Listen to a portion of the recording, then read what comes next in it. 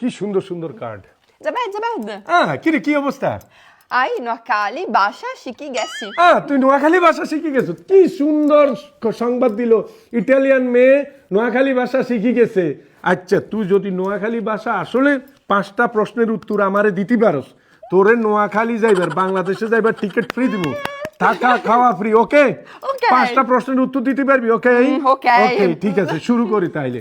আচ্ছা, নোয়াখালীতে kitchen room রে আমরা কিভাবে বলি নোয়াখালীতে?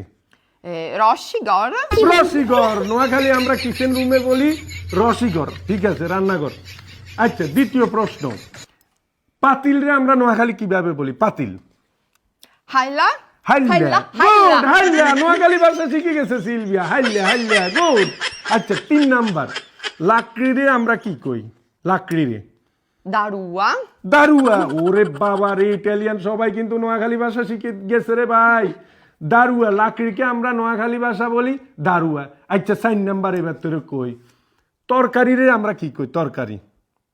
সালন। সালন।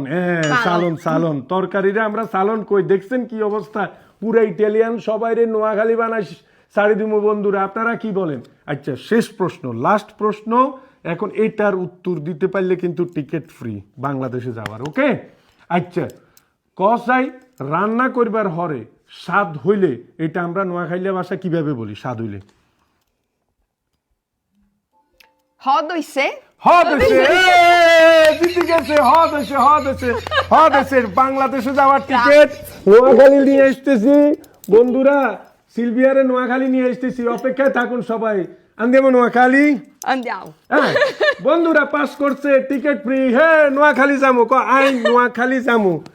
হাই নোয়াখালী যামু। বন্ধুরা আসতেছি। ওকে, ধন্যবাদ সিলভিয়াকে। আল্লাহ হাফেজ।